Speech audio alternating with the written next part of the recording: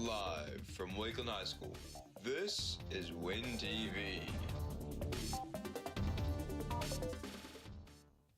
Good afternoon, Wolverines. I'm Caroline Engel. And I'm Lila Lovelace. Welcome to WinTV, bringing you the latest news from Wakeland High School and beyond. On today's show, we're covering everything from the new Senate bills to Pug Cafes.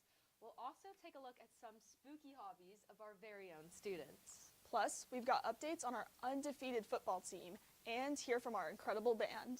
Let's get started. Our top stories today. A new Texas Senate bill is impacting medical and mental health services here at school. A new Texas parental consent law is leaving school nurses across the state unsure what care they can give students without a parent's permission. From bandaging scrapes to handing out Tylenol, school nurses are often the first stop when a student doesn't feel well. But now, some say the new law has created confusion about the simplest treatments. Just getting the word out there to parents to give consent to be able to do it. So in the beginning it affected a lot because a lot of the parents didn't know about the bill. That was rough because we couldn't give out medication, we couldn't do anything for a student unless we had that consent. That confusion meant that some students had to wait for care until their parents could be reached. For now, nurses hope for more guidance as the school year continues. I'm Donna Tabib for WinTV. Thanks, Donna. The bill also prohibits school counselors from providing mental and behavioral services, also needing parental consent before they can help students. Students who have previously had access to medical services need to make sure their parents have signed the consent form. For more information about these changes, students can search Senate Bill 12 on the FISD website. You know another thing that causes challenges? Staying safe on the road as a new driver. There is an increase in violence on the roads. It's important to pay attention and stay safe. Yep. Anella DeMello brings us a reminder from Officer Brown. At the start of the school year, there were multiple reports of cars that ended up in serious damage in the parking lot. As the school year has continued, it has become more common to see poor decisions from students and parents in school parking lots. From minor car damages and confusion about where to park, to arguments and fighting, these issues are causing concern. Wakeland staff has shown their worry about student safety in parking lots, but these warnings are not being taken seriously. Officer Brown has shared his thoughts on the parking chaos. So the biggest thing here at Wakeland over the last 2 school years is our wrecks. I've taken or been called out to over 50 of them in the last 2 school years, and we've just had our first hit and run reported to me this morning, which is day 2 of school. So as you're a campus police officer, a couple of suggestions. Number 1 is patience. 2 is your speed. Another thing that students can do is practice, practice, practice. And it's the parking. It's pulling into spots and pulling out of spots. Is where a lot of our wrecks happen. No matter what, parking lot safety should always be a priority. Please be aware of the cars around you and make good decisions while driving. I'm Anella DeMello from WinTV. You know what getting to school early makes me want? A good cup of coffee. Well, you're in luck. If you're looking for a new spot to get some, a new place just opened up close by. A new cafe called Pug Cafe just opened on Stonebrook Parkway on Saturday, September 27th. Sounds like the perfect place to meet up with friends. We hear more from Gracie Bueno. Ready to sip your coffee surrounded by snorty, squishy pugs? Pug opens its doors in Texas. Pug is a place for people to get together and interact with a bunch of pugs at one time. And while they're doing that, they're getting to do a lot of good for the community because part of what we do is work with DFW Pug Rescue and donate money to them and help them with events. But most of all, it's where people come to get those nice feel-good chemicals rolling by playing with a room full of dogs. And they should come because it's just a good experience, it's a lot of fun, and you're getting to do, as I said before, some good for the community. For our cafe, that's being ran by Evergreen Coffee and Energy. If any of you have ever been to the farmer's market here, Frisco's Fresh Market, Savannah is the owner of it, and she usually has that little green bus at the front of the farmer's market, and she hand makes energy drinks and coffee. So we offered her the opportunity to come in and run the cafe side. So if you've ever been to Target and you see a Starbucks there, similar concept. And on the food side, once we get the cafe up and running, then we'll do like sandwiches and cupcakes and, you know, light snacks. Yeah, so our pricing, it varies from month to month. Usually it's about $30 a ticket, but if you're bringing in your own pug, then the tickets are half price. And then we run student specials, we run different types of specials for people throughout the year basically. And for people that do volunteer with us, a lot of the high schoolers like to come here and volunteer because they get to take care of all their required volunteer hours. And the more hours they volunteer, the more free sessions they get to come in and hang out.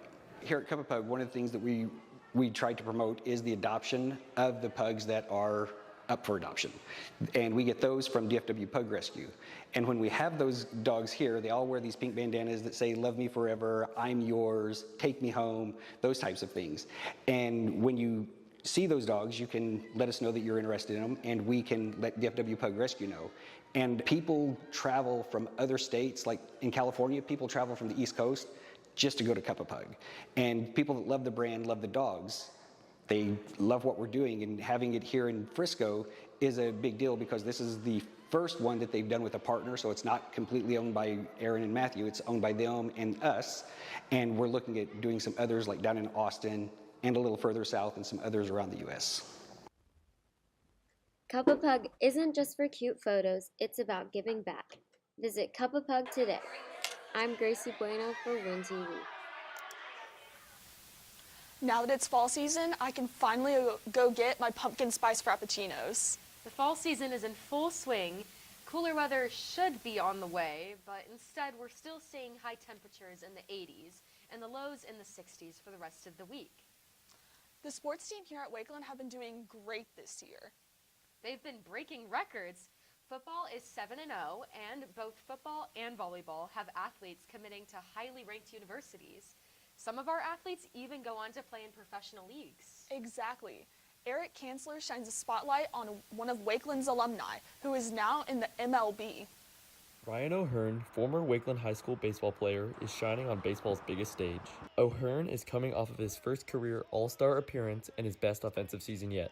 Miss Scalf thinks back to how Ryan was when he was a Wakeland student. So I met Ryan when he was a senior in high school. I used to teach calculus here at Wakeland, and so he was in my calculus class his senior year, so that's when we first met. Ryan, excellent student. He always worked hard. He came for tutorials if he needed. So polite, respectful, just an absolute joy to have in class. Years later, O'Hearn reflects on how those early days shaped the player he is today. I moved to the Frisco area from Florida my freshman year of high school, about a month into my freshman year. I remember my first day walking into Wakeland. It was a new school. I think it was the second year that the school had opened.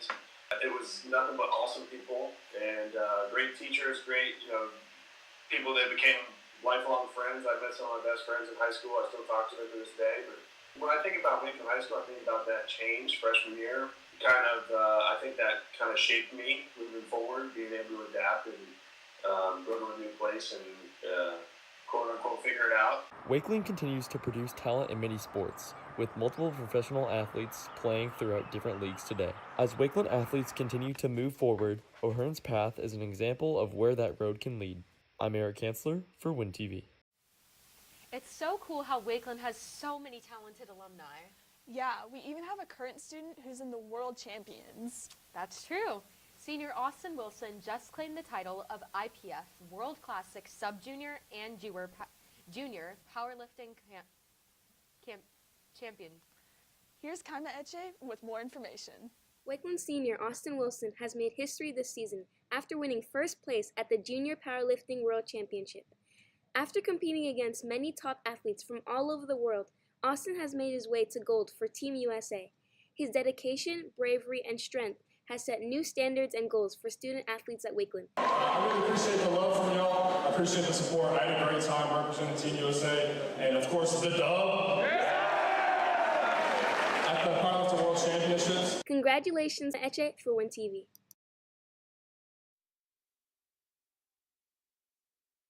Wakeland is home to some talented musicians, and today we're spotlighting one of those students who is making their mark. Specifically, we're going to focus on one of our very special band members. We go to Ella Lundy for more.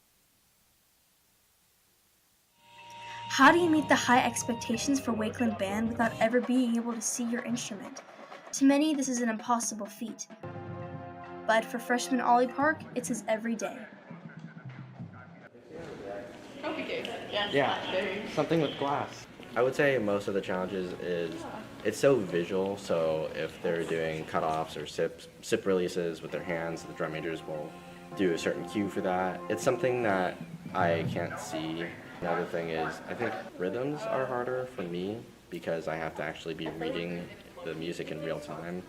And I also have music braille, so that I have learned in 6th grade and now I'm pretty fluent with it. That's definitely not as much of a challenge, but it's definitely a challenge. You have to read it, you have to have the stand with your left hand, the music stand with your left hand, and you have to hold your instrument with your right hand, and you have to, for a football game or something like that, you basically have to be studying the whole time, so.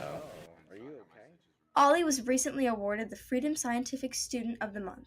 This program highlights blind and low vision students in the U.S. who use technology to excel academically, but he can't do it alone. It takes a community. If you're I would say if you come up to me and say hi, you should really say for example, hi Ollie, I'm so-and-so. Say your name so that way I can start learning who you are, especially if you're new and especially if I haven't met you before. I want to know your name and I want to know, I'm going to get to know your voice. I've really noticed that people, they don't treat me differently, which is really nice. I want them to continue to do that, and I also want them to ask questions. I want you to ask questions on how I do things, how I use my devices, how I get around. Ask me things.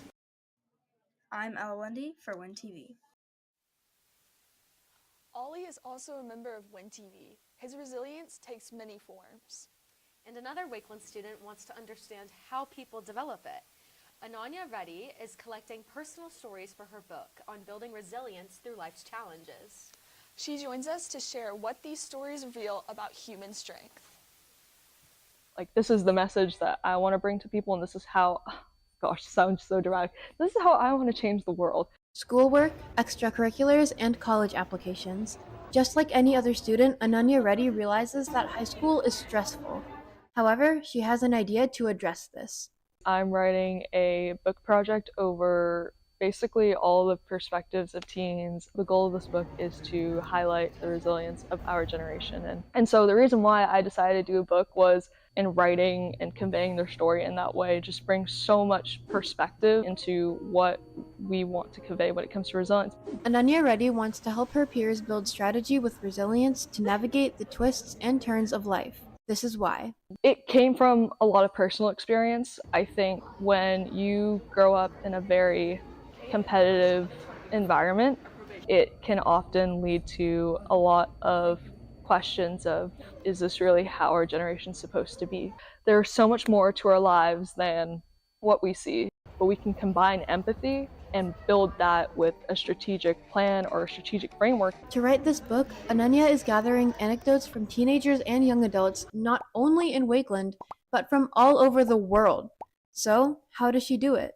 I kind of had this process of, maybe I should go reach out to people and see if they would be interested in doing this project. There's a form that people fill out, so it's me asking for how they'd like to be referred to in the book, what's their story. I'm in the stage of between now and the end of October where I'm trying to get more interviews in until I start writing in November. I plan on sharing what their story is about, why it's important, and also what they think of resilience in our generation. Growing up is not easy, but through the tough times, it's important to remember that you will make it through and you are not alone. Ananya is building strategy with resilience to spread this message, and you can too. This is Manya Gupta for Wintv. In other news, or spooky news, it's Halloween season in Frisco. 2 FISD students are getting into the spooky spirit this season. Evan Mattingly, a senior at Frisco High School, and Tristan Block, a senior at Wakeland, have created their own haunted house in Frisco. Here's Daniel Levine with the story. Last year, we originally wanted to do something like this, but we didn't have the budget or the tools to do this, or the time. 3, 2, 1. Welcome to Brock Manor. Scares, sights, and screams fill the walls of this haunted house. 2 ambitious FISD teenagers, one from Wakeland High and one from Frisco High, have built their dreams into realities over the long last 8 months. The friend that I built this with, we go to Orlando every year to go to Universal in the Halloween time for Halloween Horror Nights. We just looked at each other one day and we said, there's nothing really like this at home that people can come enjoy. So we said, why not just try and build one of these our own and give the community something to come have fun at. This house is designed to bring thrills and chills to the community. Located just 5 minutes from Wakeland, making it a must-see attraction this season. If you guys like Halloween, if you like haunted houses, definitely come check it out. Me and my friend have been working we started designing this in end of January, early February. I would definitely come by. We're going to be open every Friday, Saturday, and Sunday, October 10th through the 31st. Whether you're a thrill seeker or just looking for some festive fun, the haunted house is definitely worth a visit. And judging by the smiles, the local kids agree. It's a spooky good time for everyone. I'm Dan Levine for Wintv. Now let's get to sports with all the latest on our Wolverine teams. The football team's next game is tomorrow against Frisco at the Star Ford Center at 7.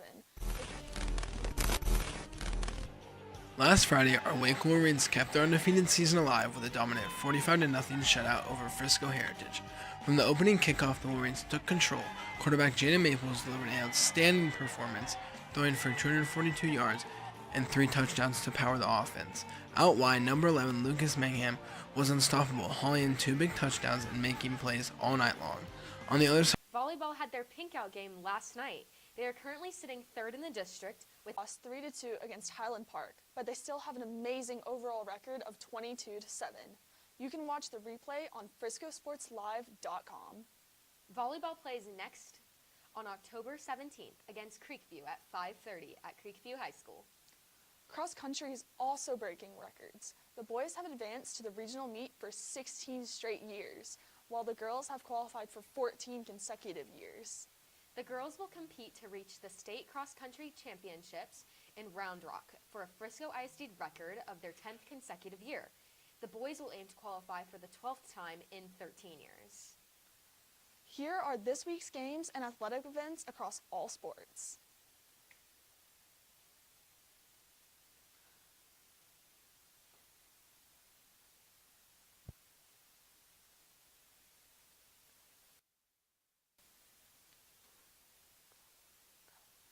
Before we go, let's take a look at what's coming ahead in November. Next month, we'll be going more in-depth into Bad Bunny's influence on the American music. We'll also bring you a look at the art classes here at Wakeland and their incredible Tangle mural. That's all for today's show. Thanks for watching. Remember to follow us on Instagram at WakelandWinTV. And check out WakelandAccess.com for updates in between shows. I'm Lila Lovelace. And I'm Caroline Engel for WinTV.